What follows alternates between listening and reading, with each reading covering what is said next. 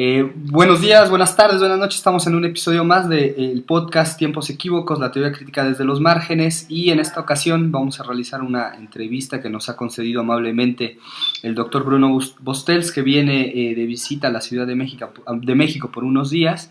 Y en esta ocasión vamos a realizar la entrevista para nuestro episodio Víctor Hugo Pacheco y Jaime Ortega. Bueno, para no alargar más al trámite de la presentación, comenzaríamos con la primera pregunta, Víctor. Sí, hola, ¿qué tal, Bruno?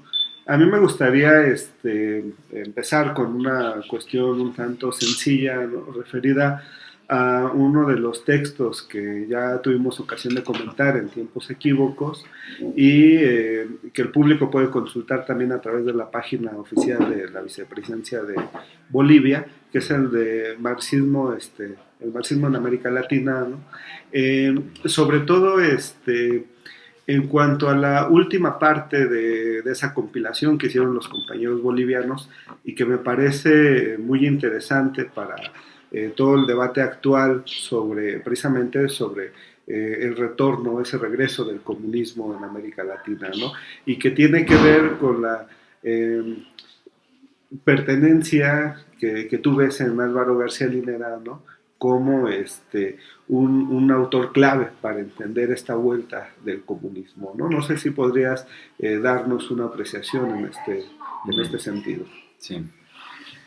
Mira, quiero aclarar que el interés era, en primer lugar, un interés teórico, o un interés en varios de los escritos previos a la candidatura de Álvaro García Linera a la vicepresidencia, y que tenían que ver justamente con su forma de acercarse al marxismo en los años 90, mediados de los años 90, sobre todo en un texto como Forma, Valor y Forma, Comunidad, que es un texto escrito a contrapelo del tiempo, de su época, digamos, pero como parte de un movimiento más amplio, en el que también participaban gente muy cercana a Álvaro García Linera, que después muchas veces se han convertido en voces muy críticas, ¿no? Incluyendo a su compañera de aquel entonces, Raquel Gutiérrez. Y me interesaba en ese texto cómo en un momento cuando la gran mayoría de los marxistas se estaban declarando postmarxistas o exmarxistas y estaban haciendo la revisión o estaban simplemente vendiendo sus libros, deshaciendo de sus bibliotecas, que Álvaro García Linera entonces retoma con otros compañeros esa discusión sobre la comunidad, sobre la relación entre capitalismo y comunidad, sobre forma-valor, para tratar de entender el significado del marxismo desde América Latina, en particular desde tradiciones comunales y en relación con las culturas indígenas que en general se habían ignorado por completo en la recepción oficial ortodoxa del marxismo, incluyendo en las periferias. Esa es la primera motivación, ¿no? Obviamente hay un vuelco muy importante en la obra de García Linera que también me parecía sintomático y que hasta hoy en día sigo creyendo que vale la pena estudiar. Porque yo diría que las mejores críticas que se le pueden hacer a la gestión de la fórmula de Evo Morales y Álvaro García Linera deberían, en mi opinión, atravesar también por las críticas que formula García Linera y Raquel Gutiérrez y otros en esa época en contra de los distintos proyectos anteriores. Porque hay una autoconciencia muy alta de los peligros que acechan en cualquiera de estos proyectos de aliar un proyecto electoral estatal con un proyecto socialista o dentro de un horizonte que García Linera llama un horizonte comunista. Entonces era para mí una llamada de atención sobre un debate que en el mundo angloparlante, pero también en la gran parte de Europa occidental, en Francia, en Italia, etc., se había empezado a olvidar y que valdría la pena, en mi opinión, retomar, sobre todo cuando algunos de los mismos intelectuales, figuras claves, que estaban empezando mucho más tarde a proponer un retorno a la idea del comunismo, como Alain Badiou o Slavoj Žižek, y después también se juntaron Thorin Negri, Jacques Rancière, Michael Hart, que tampoco realmente incluían una reflexión sobre los procesos en América Latina. Entonces, en el trabajo sobre la actualidad del libro, La actualidad del comunismo, lo que intenté hacer era más que nada un tipo de cartografía de las distintas posturas en ese nuevo acercamiento al comunismo. Es un trabajo que abiertamente acepta partir desde la teoría o desde la filosofía. No hay pretensión ahí de ofrecer, digamos, una receta teórica para entender ni la crisis del 2008 ni los movimientos que empezaron a surgir en muchas partes del mundo, sino más bien ver si desde dentro de cierta tradición filosófica radical que se declaraba fiel, por ejemplo, al 68 o al 77 en Italia, o al 68 en Francia, en México, Japón, Estados Unidos, Berkeley, etc., si había posibilidad o no de volver a plantear la idea del comunismo fuera del marco del estalinismo y la crítica al totalitarismo. Eso fue la idea sencilla. Y notaba que esa pregunta inmediatamente provoca reacciones viscerales mucho más fuertes que hablar en términos de la izquierda. Que la izquierda es una etiqueta muy genérica, muy generosa, bajo la cual mucha gente se puede cobijar, mientras que si uno de repente lanza la pregunta y podemos hablar en términos de socialismo o no comunismo, que rápidamente provoca alergias. Entonces hay una forma de ver una radicalización que ocurre nada más al abrir la pregunta de esta forma.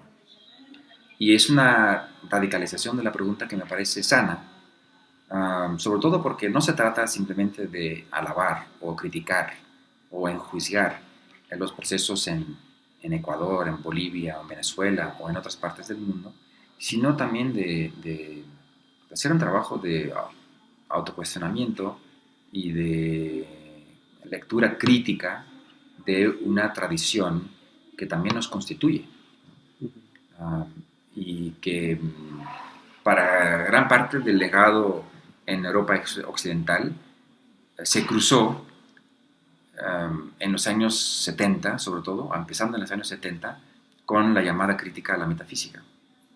Entonces hay una especie de crítica interna a la militancia y la radicalización de la izquierda que ocurrió hasta finales de los años 60 y principios de los 70, que en América Latina muchas veces llevaba a la lucha armada y que subía la escala de violencia hasta producir en muchos casos golpes militares, pero que en Europa occidental llegaban a proponer una autocrítica en términos de la tentación metafísica o totalitaria o humanista, subjetivista, que supuestamente hubiera sido una causa importante del fracaso y la derrota de esta misma izquierda radicalizada de los años 60. Y yo quiero deshacer un poco esa discusión, ese encuentro entre la autocrítica de la izquierda y la crítica a la metafísica. Y por eso, digamos, la herramienta de lanzar la pregunta por la actualidad de la idea del comunismo fuera del marco estalinista era una forma de abrir un espacio, una brecha para volver a plantear esa autointerpretación de la izquierda sin necesariamente tener que pasar por crítica de la historia de 20 siglos de la metafísica. Muy bien, te agradecemos mucho, Bruno. Siguiendo en esta lógica alrededor de la producción que el público puede acceder de manera más sencilla, este libro del marxismo en América Latina, que contiene una serie de textos de diversos trabajos. Hay uno, el primero, el que abre ese libro, en donde tú hablas de la lógica del desencuentro entre América Latina y el marxismo, ¿no? Y justamente escuchándote ahorita en la respuesta que nos dabas, me parecía que un poco sigue persistiendo esta lógica del desencuentro. Es muy claro cuando escuchamos a algunos teóricos hablando de los movimientos Ocupa en Estados Unidos, de la Puerta del Sol, y de todas estas experiencias que están aconteciendo desde 2008 más o menos. Y en América Latina, al menos desde 1999, hay procesos de transformaciones de otra naturaleza. Y me parece que es un poco esta lógica del desencuentro, pero un poco para nuestros escuchas y quienes van a seguir este video, ¿en qué consistiría esta lógica? ¿Cómo percibes tú esta lógica del desencuentro? ¿Cómo conceptualizas tú esta lógica del desencuentro entre el marxismo y América Latina? Bueno, hay distintas formas, ¿no?, de entender el desencuentro. En última instancia, puedo anticipar que la idea es justamente evitar hablar de desencuentro entre dos lógicas. Tratar de entender lo que hoy estaba describiendo como una escena mixta, donde solo posteriormente se puede empezar a establecer diferencias, divergencias entre tradiciones ortodoxas, desviaciones, herejías, etc. Pero, de todos modos, no podemos negar que desde el principio, incluso en los textos del propio Marx, hay una falta de entendimiento de la realidad latinoamericana, incluso una falta de interés. Muchos de los textos, como historiadores del marxismo en América Latina han documentado, muchos de los textos de Marx son extremadamente críticos, por ejemplo, de la figura de Bolívar, ¿no?, que Marx llama uno de los canallas más viles y cobardes que jamás han existido, ¿no? Entonces, Marx no veía mucho potencial revolucionario en los movimientos por la independencia en América Latina, que él veía siempre tentados por la promesa de un cierto despotismo, que él llamaba bonapartismo. Entonces, el antibonapartismo de Marx también era una de las causas posibles para explicar por qué él no veía con mucha simpatía la realidad latinoamericana. Entonces, es un primer desencuentro, simplemente falta de interés o de solidaridad o incluso de simpatía ideológica con lo que está pasando en el siglo XIX en América Latina. Hay un segundo desencuentro que ya desde América Latina muchos activistas también están diciendo que no hace falta hablar de Marx, que Marx es un pensador que está atrapado en el eurocentrismo, que no entiende la realidad de América Latina, que es fuertemente arraigada en las culturas indígenas, que el marxismo y el indigenismo son incompatibles, o como dice Álvaro García Linera, son dos lógicas revolucionarias que también se encuentran en un desfase o un desencuentro. Entonces que había que descolonizarse también hasta el grado de rechazar el marxismo como parte de un discurso occidental eurocéntrico, con la idea del legado de la Ilustración, el elitismo de la vanguardia ilustrada que viene a darle la lección a las masas y que no entenderían las tradiciones de más asambleístas, de consulta colectiva, de decisión en grupo, de usos y costumbres, etcétera, que al parecer no tenían dónde entrar en el tratamiento del corpus ortodoxo del marxismo. En los años 60 y 70, para romper con ese desfase, no hay duda que hay varios marxistas que empiezan a abrir otro camino y que empiezan a favorecer otros textos.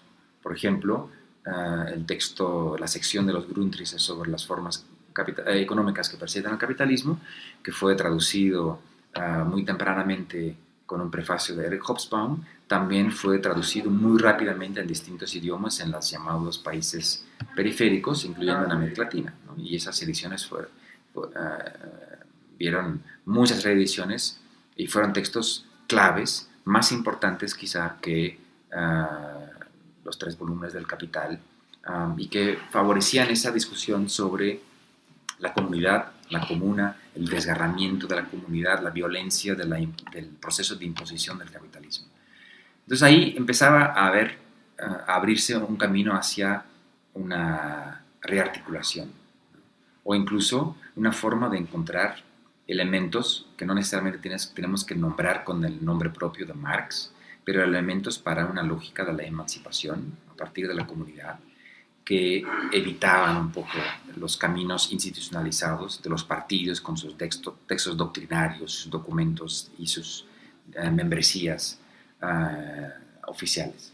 Y yo creo que esta es la situación que estamos viviendo hoy, donde hay de nuevo un entrecruzamiento de distintas tradiciones que técnicamente contradicen las normas que oficialmente deberían ayudarnos a separar anarquismo o socialismo científico, utopismo comunitario o aplicación, digamos, inteligente o científica del marxismo, y que trataba de describir hoy un poco en términos de esta síntesis anarcocomunista o socialismo libertario, que era el nombre que recibía aquí, por ejemplo, en México en el siglo XIX. Entonces, ese camino me ayuda a salir un poco del desencuentro. Lo que propuse en el libro Marx y Freud todavía no iba en esa dirección, que es la forma en que estoy tratando ahora de ampliar y continuar el proyecto del libro Marx y Freud en América Latina, porque ahí me quedé más bien en una tercera lectura del desencuentro. Primero, falta de interés y desentendimiento de parte de Marx o de Freud frente a la realidad latinoamericana. Segundo, un rechazo del eurocentrismo del marxismo desde dentro de América Latina, ¿no?, con intentos de parte de Mariátegui y otros de volver a articular esas problemáticas. Y la tercera lógica del desencuentro sería más bien entender la forma social o el vínculo social justamente a partir de un desencuentro. Y ver en el marxismo y en el psicoanálisis dos teorías o dos doctrinas que tratan de pensar qué es lo que nos revela ese momento de ruptura, de desgarramiento, de desencuentro, como lo que vemos como la realidad histórica en la que estamos inmersos. Entonces es una forma de darle la vuelta al argumento del desencuentro y de decir el marxismo y el psicoanálisis serían dos formas de pensar el desencuentro. Una especie de crisis, ¿no?, la irrupción de crisis histéricas en la Viena finisecular, o las revueltas y las insurrecciones de 1840 como punto de anclaje desde el cual Marx y Engels proponen la hipótesis de que hay una capacidad política universal, ¿no?, que no se había reconocido, que se declaraba imposible, que era una imposibilidad que finalmente, como dicen también en el texto sobre la Comuna de París, se vuelve una realidad. Dice, eso se suponía que era imposible, que los trabajadores se autogobernaran. Pues estamos viendo que esta ahora, esa imposibilidad, señoras y señores, ¿no?, gentlemen, es una realidad. Esa imposibilidad se ha vuelto posible, aunque sea por un momento, un lapso de tiempo muy breve. Entonces ahí quise responder a los otros dos desencuentros, o tipos de entender el desencuentro, para rescatar una forma de pensar el lazo social a partir del marxismo y del psicoanálisis. Muchas gracias. Sí, todo esto que estabas diciendo, ¿no?, y que tiene relación a algo que no sé, puedo adelantar, ¿no?, que nos platicaste en la conferencia que diste aquí en México sobre José Revueltas, ¿no?, y que estás trabajando, que es la cuestión de las comunas, ¿no? Me llama la atención en el sentido de que precisamente, no sé, quiero que me des tu opinión al respecto. Esta vuelta al comunismo evidentemente no está dada por la reactivación de los partidos comunistas, ¿no?, o de un viejo movimiento comunista como se puede entender a lo largo de la historia de la izquierda en el siglo XX, ¿no?, pero tampoco está, si capto bien el asunto, o sea, no te apegas tanto ahí a la cuestión de Badiou, ¿no?, de verlo únicamente como la idea, ¿no?, como ese ideal que hay que alcanzar, ¿no?, sino sentarlo en prácticas materiales que te hacen o que te han puesto a revisar la cuestión de las distintas formas de comuna, ¿no?, comunidad, de luchas por lo común, dirían otras vertientes, ¿no? Pero hacia donde encuentro la vuelta al comunismo vendría de este lado, ¿no? No sé cómo nos puedas explicar un poco, ¿no? Todo este interés tuyo. Es cierto que va un poco en una dirección que no es exactamente la de Alain Badiou. Y ahí parte de mi, no es un desacuerdo, pero parte de mi camino alternativo que quiero abrir es plantear justamente lo que tú llamas las prácticas materiales, en la que vemos cierta tendencia que podemos llamar comunista o socialista, pero que se inscribe en formas concretas de distintas formas. Por ejemplo, yo creo que además de ver la idea del comunismo como algo que vive ciertas secuencias, ¿no? Alain Badiou insiste que cualquier acto de emancipación de las masas, que sean los esclavos bajo Espartaco o los grupos de los estudiantes rojos bajo la Revolución Cultural, que son instancias de la realización de esta idea comunista. Yo quisiera añadir que es importante entender los cambios que ocurren en algo que podríamos llamar la historia de formas de la política, ¿no? Lo que Alain Badiou sugiere en una expresión que usa en el último libro sobre el despertar de la historia, y dice: es muy posible que estos movimientos de los que los estamos hablando, los Ocupa, la Puerta del Sol, la Plaza de Tahrir en Egipto, marcan lo que él llama una nueva, ¿no? Une nouvelle donne de l'histoire des politiques, ¿no? Una nueva distribución de las cartas, como en un juego de cartas, una nueva distribución en la historia de las políticas.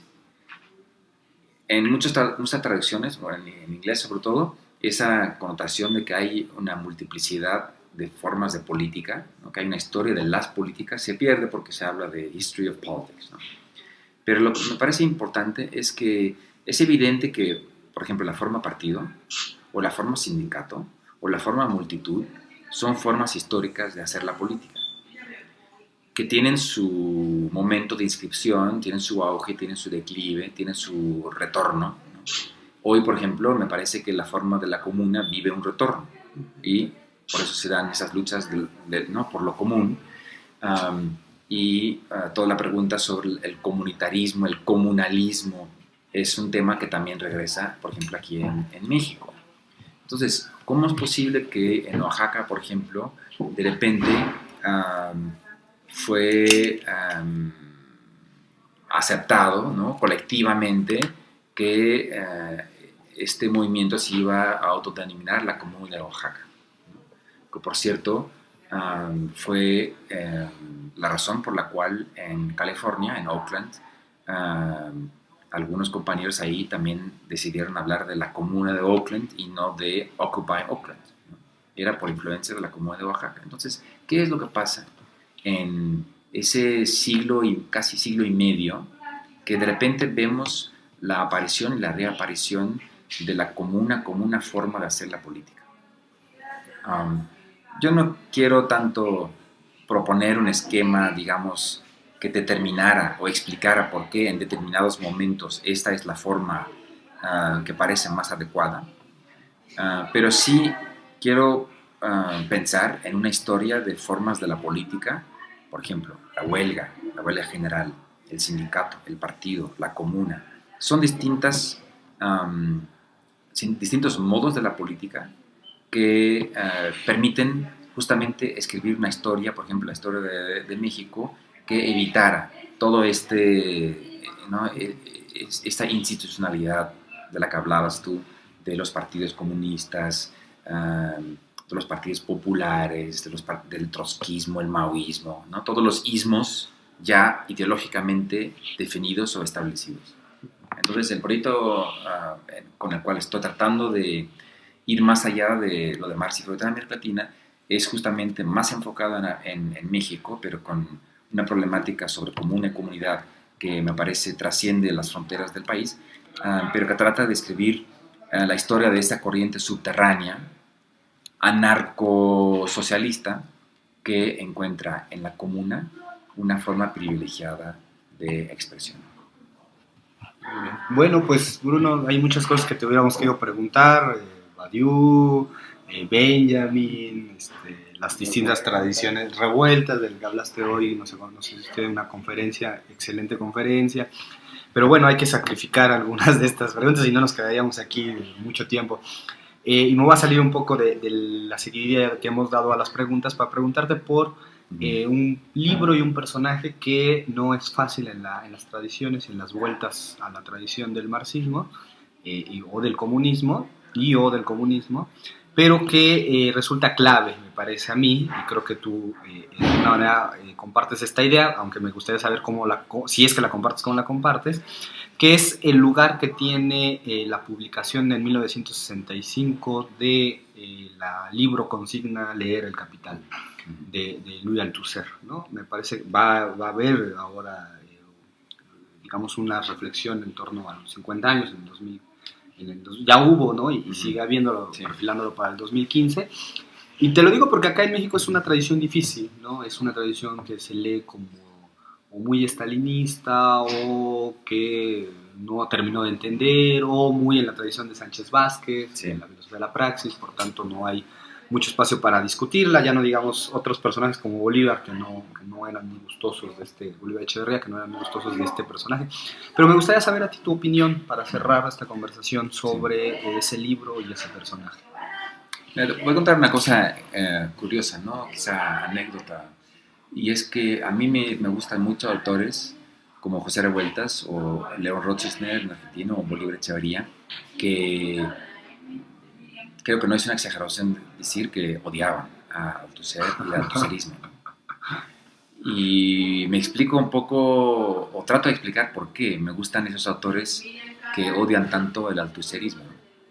Y no me lo explico salvo por...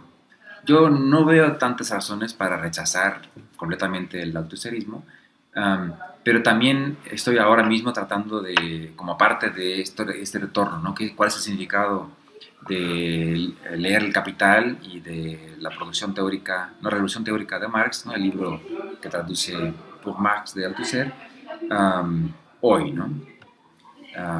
Y yo creo que Althusser anticipa muchas posibilidades y también muchos callejones sin salida que hemos visto aparecer posteriormente.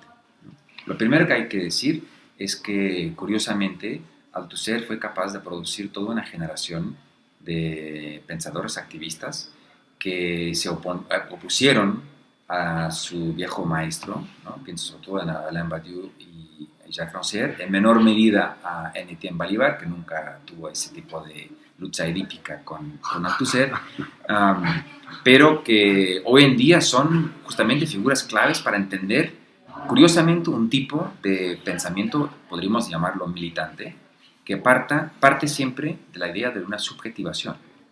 Ahora, el sujeto era anatema para Althusser. El sujeto, por definición, era una categoría de la ideología, ¿no? Althusser, en los años 60, en grupos de discusión, pensaba brevemente en la idea de que podría haber algo así como un sujeto del inconsciente, un sujeto del arte, un sujeto de la ideología y un sujeto de la ciencia, ¿no? Que era lo más difícil de pensar porque según Althusser, y también en ese sentido al principio Badiou estaba de acuerdo, la ciencia no tiene sujeto, justamente excluye, ¿no? El sujeto. Y esa hipótesis de que hubiera posibilidad de un sujeto no ideológico, Althusser lo abandona y escribe a sus compañeros en el grupo, que incluía a Etienne Balibar y a Alain Badiou. Finalmente creo que he llegado a la conclusión de que no, que el sujeto es por definición una categoría ideológica.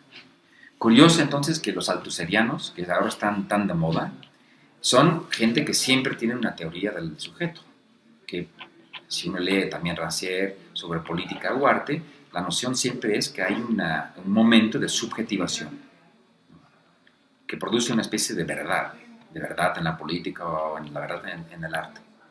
Por otro lado, es cierto que en el trabajo de Althusser podemos entrever ya la cerrazón que ocurre y que es el camino que van a utilizar aquellos críticos de la metafísica para rechazar toda la tradición dialéctica y marxista que Althusser todavía pretendía salvar a través de esas nociones y que lectores posteriores van a utilizar en contra de la dialéctica. Pienso sobre todo en alguien como Jacques Derrida. Acaba de salir hace unos meses el seminario que dio Jacques Derrida en el año 64-65. O sea, estamos hablando de la misma época de la producción de los dos libros del althusserismo clásico canónico, 64-65, que es un seminario sobre Heidegger, el ser y la cuestión de la historia, ¿no? O Heidegger, la cuestión del ser y la historia, ¿no? Y ahí Derrida cita la carta sobre el humanismo de Heidegger, donde Heidegger admite que Marx es el que más lejos ha ido para pensar la historicidad, como historicidad radical, pero que como no pudo empujar esa pregunta por la historicidad de la historia hasta su punto crítico, digamos, crítico de la metafísica todavía implícita en el tratamiento de la historia de Marx, no pudo ser igual de radical que la que va a proponer Heidegger a través de la crítica a la metafísica. En ese cruce donde Derrida está colaborando con Althusser, invitado por Althusser para ser profe en la École Normale Supérieure en la Rue d'Ulm, y Althusser que está tratando de redefinir la dialéctica en términos de una causalidad estructural, de un efecto de autonomía relativa que evita cualquier determinismo vulgar y por lo tanto es también una crítica al stalinismo.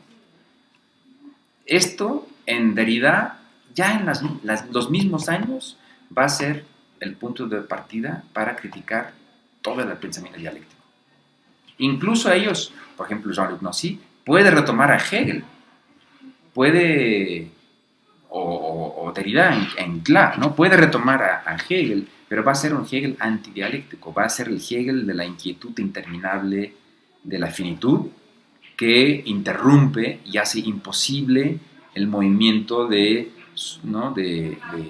la Aufhebung, de la superación y la cancelación del espíritu hasta el absoluto. Entonces es muy interesante en ese sentido que Althusser, realmente el Althusser canónico ocupa ese lugar de bisagra.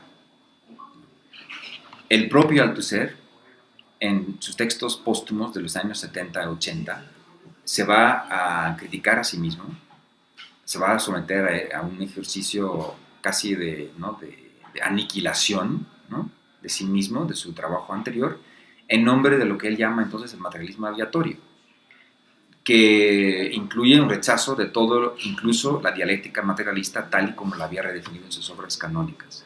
Yo creo que ese Althusser póstumo, que está muy de moda hoy, ¿no?, internacionalmente, muchas traducciones nuevas en español, hay varias traducciones, volúmenes colectivos especiales exclusivamente dedicados a entender ese materialismo aleatorio, el regreso a Lucrecio, Epicuro, etc., el Clinamen, la desviación aleatoria de átomos que no tienen nada que ver con una determinación dialéctica.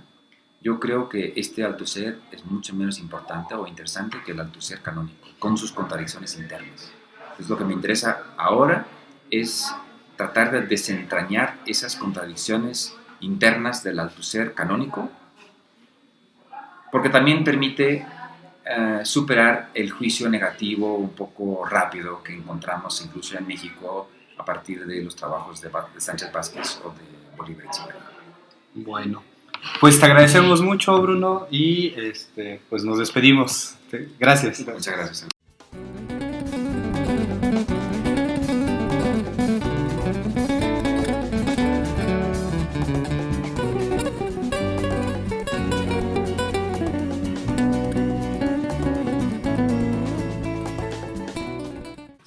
Esa es la primera motivación, ¿no? Obviamente hay un vuelco muy importante en la obra de García Linera que también me parecía sintomático y que hasta hoy en día sigo creyendo que vale la pena estudiar. Porque yo diría que las mejores críticas que se le pueden hacer a la gestión de la fórmula de Evo Morales y Álvaro García Linera deberían, en mi opinión, atravesar también por las críticas que formula García Linera y Raquel Gutiérrez y otros en esa época en contra de los distintos proyectos anteriores. Porque hay una autoconciencia muy alta de los peligros que acechan en cualquiera de estos proyectos de aliar un proyecto electoral estatal con un proyecto socialista. Vamos con la primera pregunta, Víctor. Sí, hola, ¿qué tal, Bruno?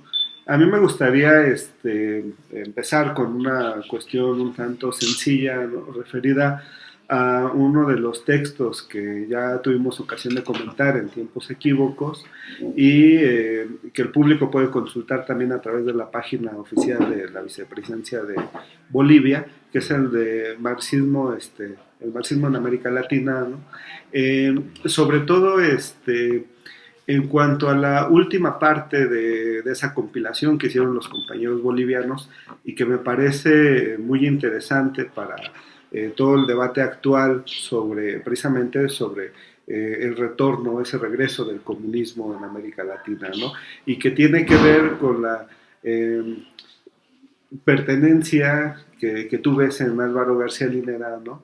Como un autor clave para el...